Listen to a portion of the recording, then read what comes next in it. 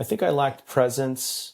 I think I lacked what I would call like a lightness, which is, and maybe that's the same thing, which is being, I think I was so obsessed with my career, right, that I poured pretty much everything into it.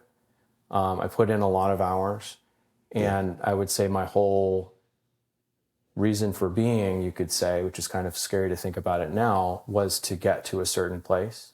I think that's for And a lot of people in terms of career. That's like a lot of people's focus in life is to reach that status, that goal of a career, and that money, that financial thing. yeah, yeah.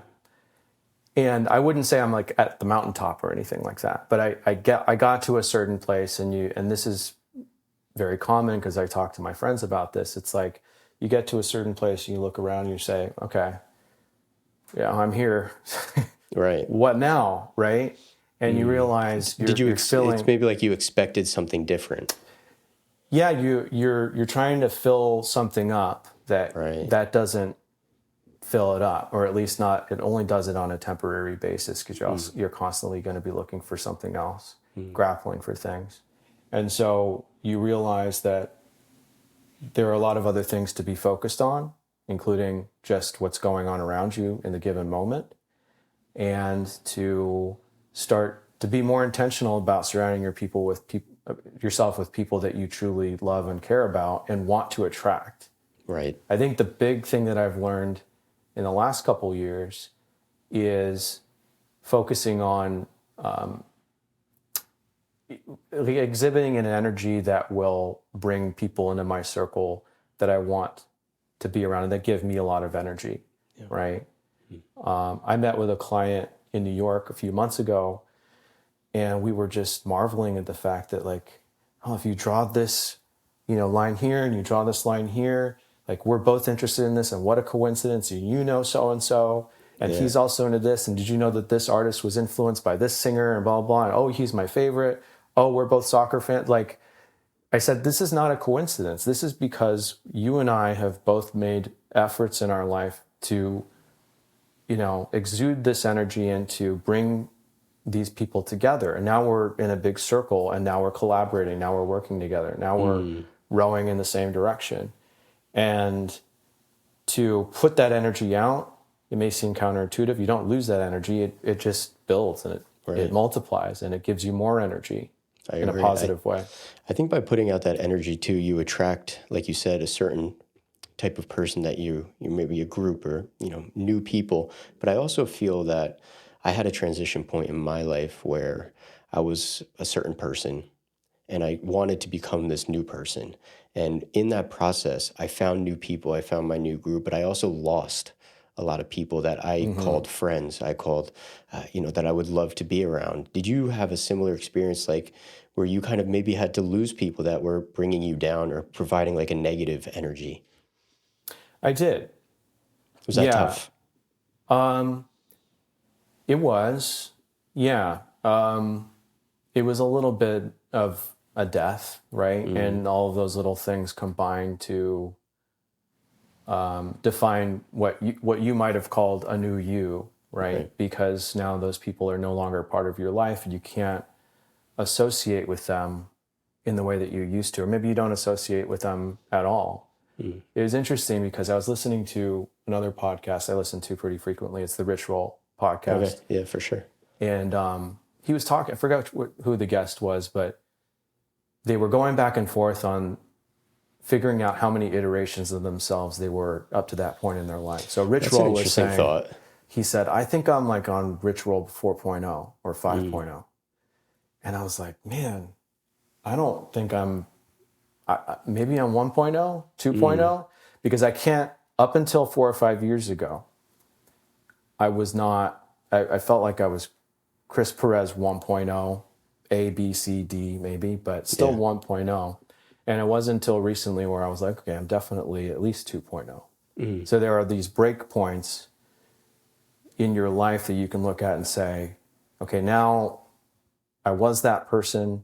I don't regret it, but I would never do that again. And I think I would never really intentionally hang out with that group of people anymore. And I look at that in a very positive way. So, it sounds like you had that moment as well. I definitely did. And, obviously, similarly, I don't regret any of it because, I feel like part of what I am referencing to was kind of like my later high school. And maybe I went to college for a year and a half and then I dropped out. But that year and a half of college, high school, I had a conversation with my friends last night. We were smoking cigars and just like chatting, and we were talking about this. And I just recognized like how different of a person I am than what I was. And it also dawned on me just like how much work I kind of had to put in to actually become potentially this new person. And, I don't know if that's just me of just like wanting to study a little bit more about how to become a better human, maybe trying to find a new faith or trying to work on my relationships better. Were there things that you did to kind of help improve yourself? Did you study different things? How did you find that new version of you? Well, I knew it was a spiritual movement, essentially, and that begins in the heart, right? And the issue that I have is that I constantly want to move from the heart to the head, right? And that is my basic instinct. Yeah. As a lawyer, as a little kid who wanted to maybe be a lawyer, who had a lawyer dad, and is it like a balance of feeling versus logic type of thing? Well, I think that you can have both, and both are very important. But it's kind of a left brain, right brain thing, right? Sure. It's like you want to shift to the left brain constantly, where that's the instinct, and you always kind of have to pull it back. So at first, and I think to this day, it's still, my instinct is to, buy books that talk about this and read about them. And what I would do is ingest tons and tons of podcasts and books and, speakers and panelists, all sorts of stuff. But at a certain point, I was like, I'm not ingesting this in a way that's making my life better. Right. So how do I actually implement this on a day-to-day basis? And some of it's meditation, or what I consider, what my meditation practice is.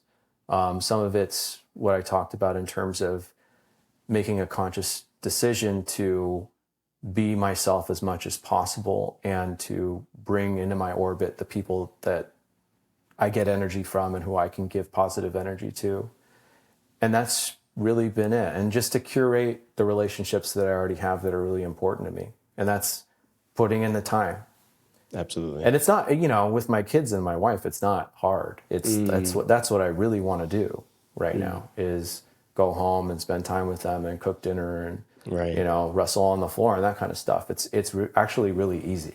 But there are those relationships out there where, we've got filters going on all the time. And it's like, well, how many, can I try to lift the filter on this? Are they going to judge me? And that's hard. That's the stuff that I'm trying to work on.